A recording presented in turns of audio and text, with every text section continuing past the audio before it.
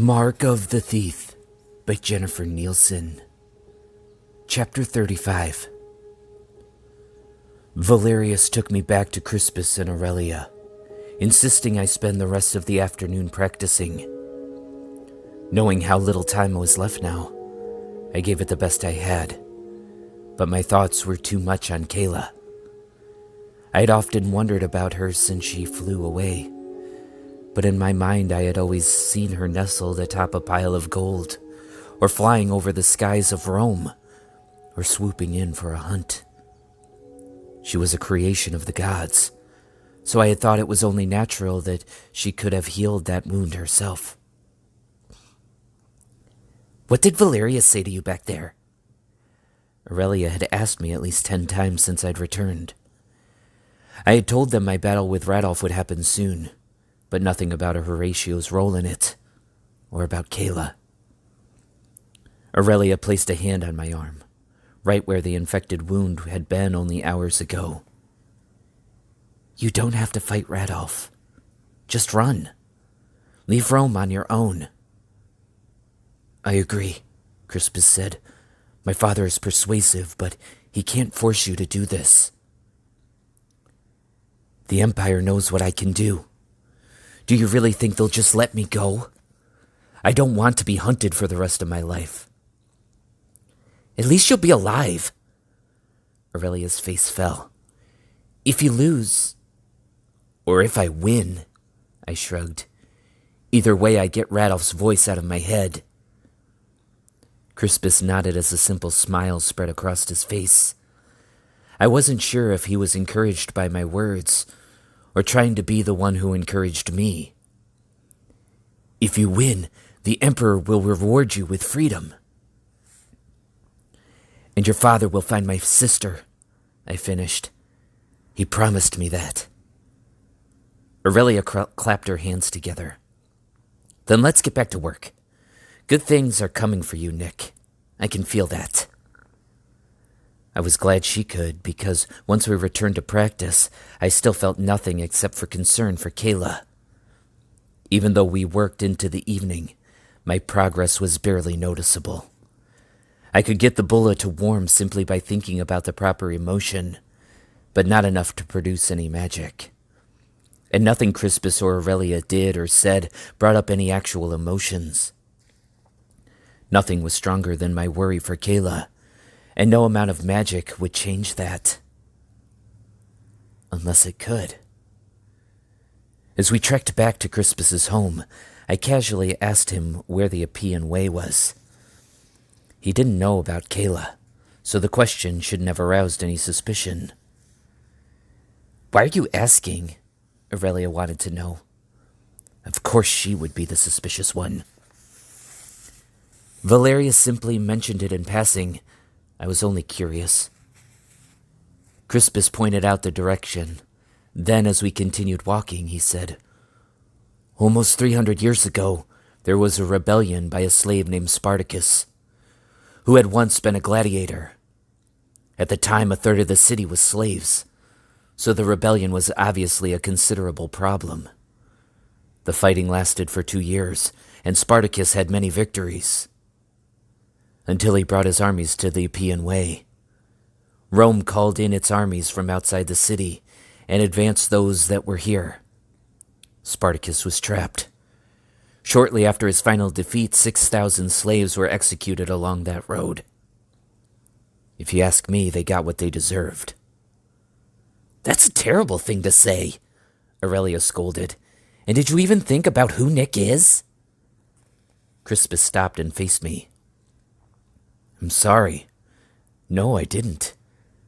I guess I don't think of you as a slave." "That's because I'm not anymore." I eyed Aurelia with irritation. "It's who I was, not who I am." Then I walked on ahead of both of them.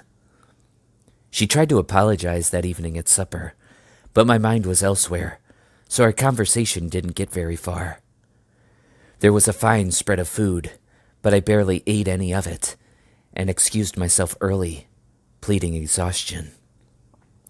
I was beyond tired, but I had no intention of sleeping.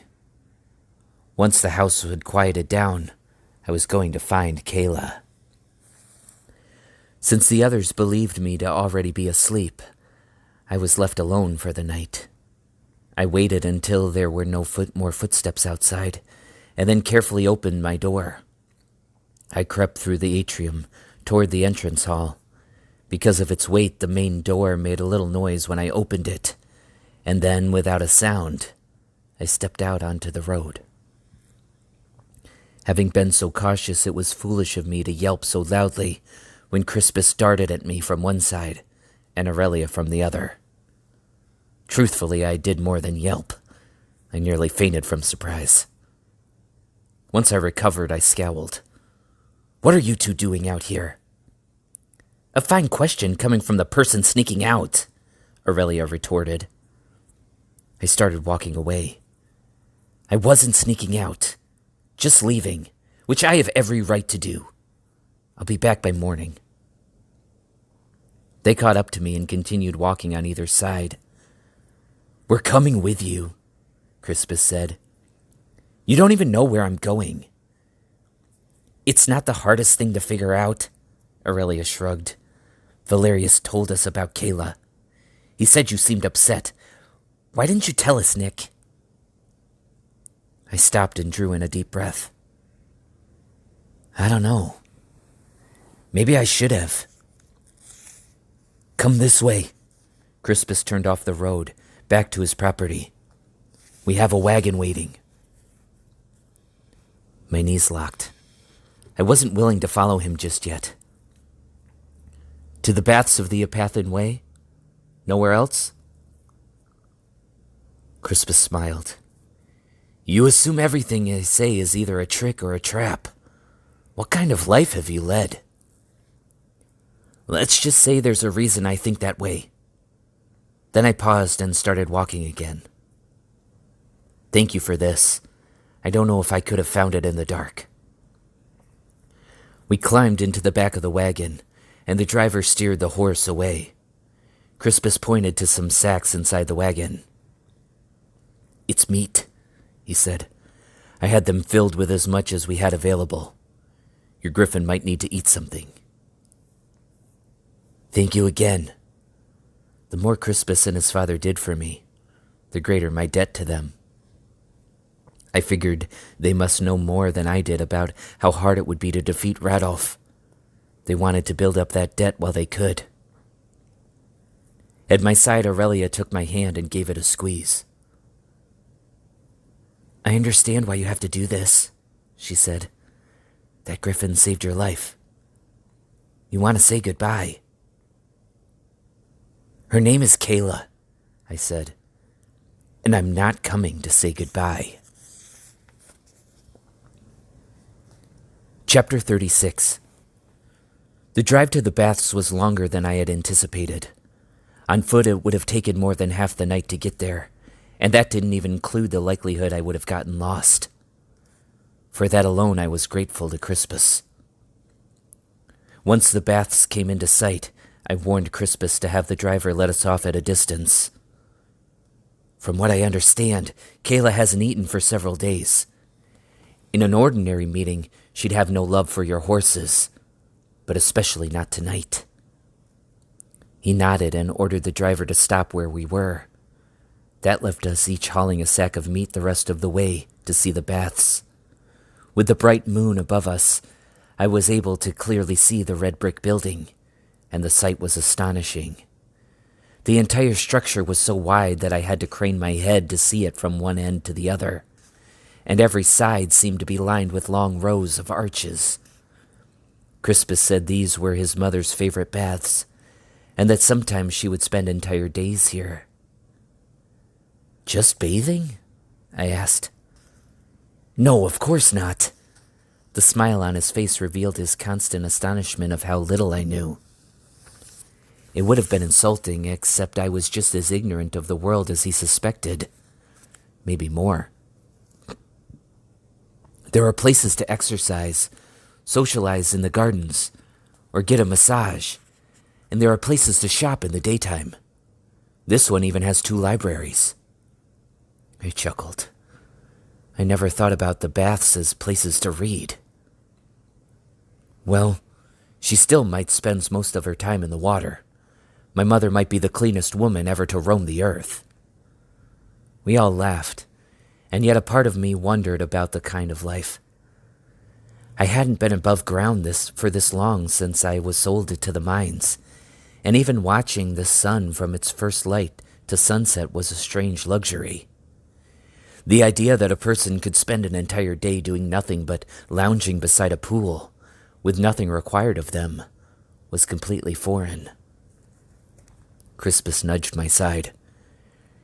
If I can judge by your expression, you don't seem to want a life like my mother has. I grinned. Actually, I was thinking I should try it for a while, just to see how I bear the burden of wealth. Once we went inside beneath an open sky, we found the well-tended gardens that stretched from one wall to the other. I couldn't see Kayla anywhere, but I sensed her, and picked up my pace. We walked along the corridor until I saw the entry doors. One side for the men, the other for the women, Crispus said. Which side are we going in? Aurelia asked. The men's, of course. Aurelia teasingly punched my arm and he joked. If you fight like a boy and carry weapons like a boy, then I don't see why you can't learn to use the boys' entrance. No, I fight and carry weapons like a girl, and I'll see the girls' entrance. See you on the other side. Then she skipped through the other doors. Crispus and I walked through a spacious dressing area to find Aurelia already waiting on the other end. Then he pointed out the directions for each of the 4 baths. The caldarium at the rear of the building is the hottest of them all, and most bathers begin there. Then the tepidarium is in front of it. Maybe your griffin would have gone there. I shrugged, hoping not. Crispus's tepidarium had been so perfectly comfortable, I'd never have left it if women hadn't been coming to bathe. If Kayla was in this one, I'd have no easier time getting her out. She wouldn't want the frigidarium. It's too cold. Crispus shivered to make his point, and Aurelia giggled and poked his arm, which I didn't think was particularly funny at all. But I think she'll be in the natatio, he added. It's for open-air swimming, and your griffin would like that the best. We entered from the dressing room, but even before we did, I recognized the sound of Kayla's breathing, though it seemed raspier than the breaths I had heard in Caesar's cave. I held up one hand. Let me alone. If she's injured, she might be calm and easy to manage, but she also might want to fight. Stay back until we know for sure. We rode in the caravan into Rome, Aurelia said. She knows me already. Yes, but that doesn't mean she likes you. My smile was mischievous. Don't feel bad. I'm not sure she even likes me. Once inside, I spotted Kayla in the far corner, nestled behind 2 large columns.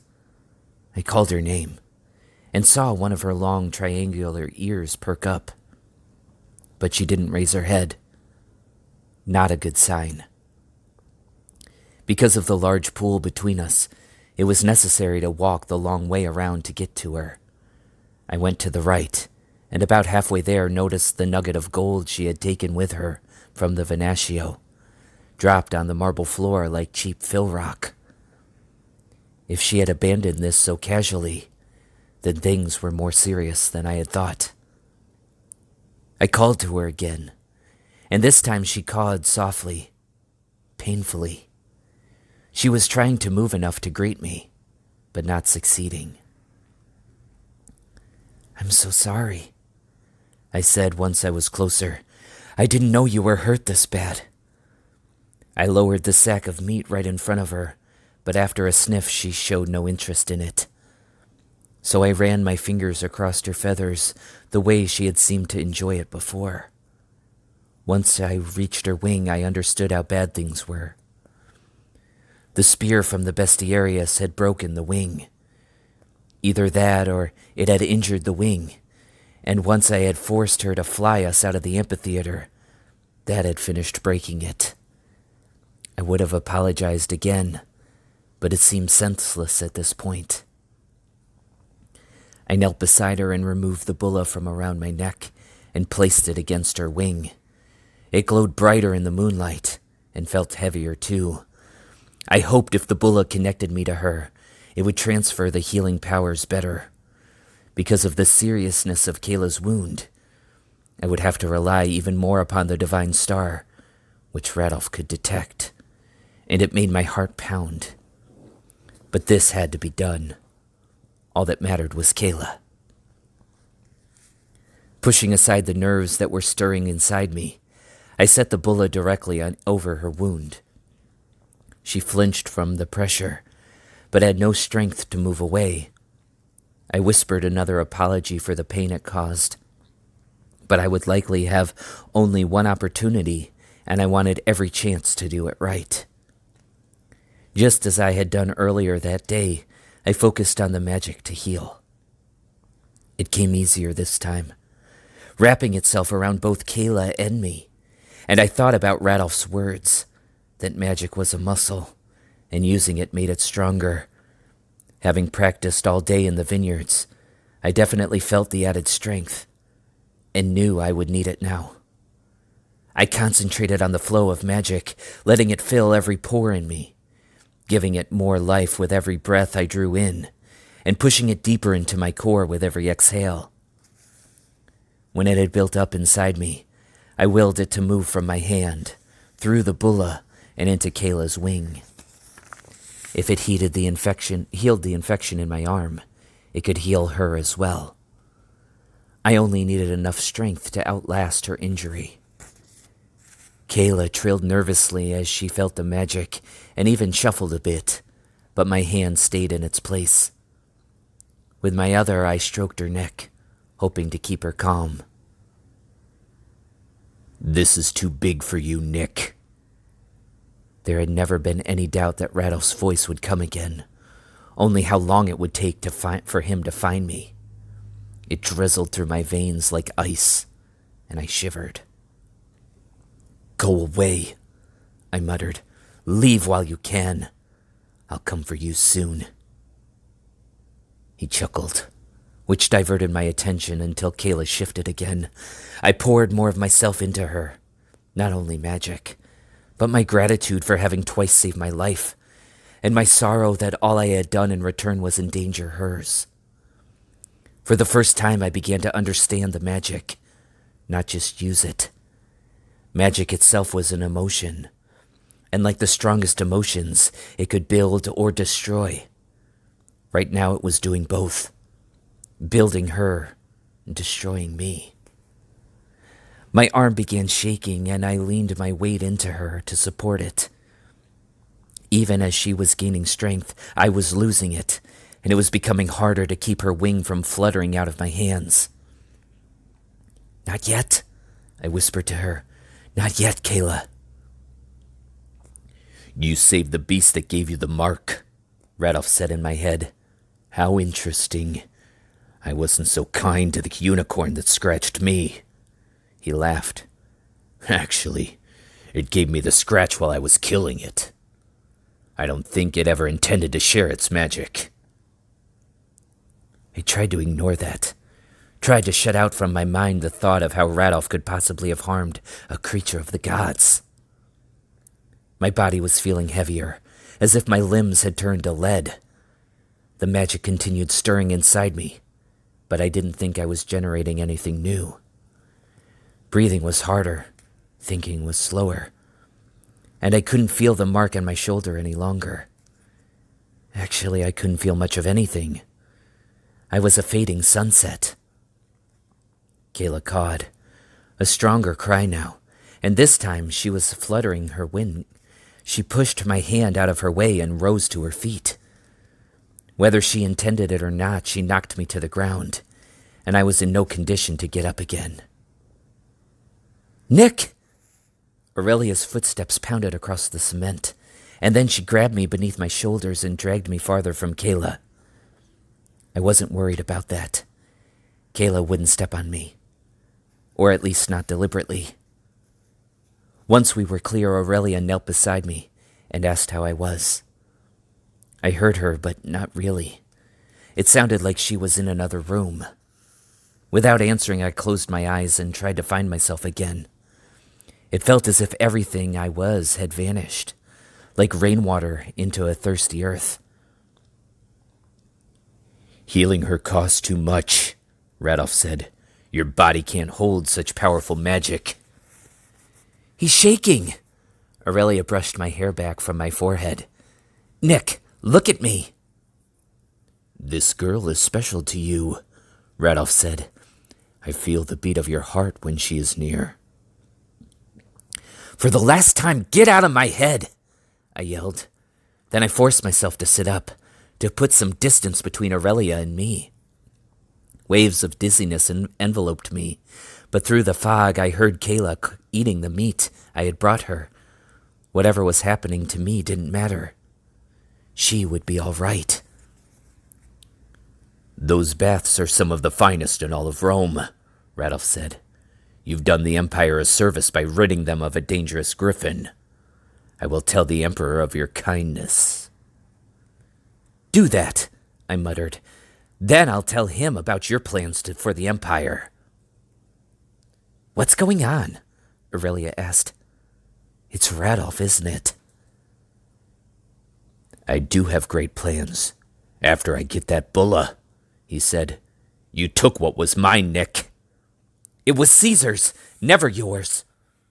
Crispus appeared in my line of sight and said something to Aurelia, but all I heard was Radolf saying, "I'll trade for it right now. Go out to the gardens. Livia is there." I sat up even straighter and felt the bulla around my neck. No, it wasn't there. I had taken it off to heal Kayla. I looked to Crispus, who seemed to understand what I wanted, even without words. "Stay here with Kayla," I said to Aurelia. "Just stay here, please, where it's safe." "Where are you going?" "Livia is outside. She's here." Aurelia grabbed my arm.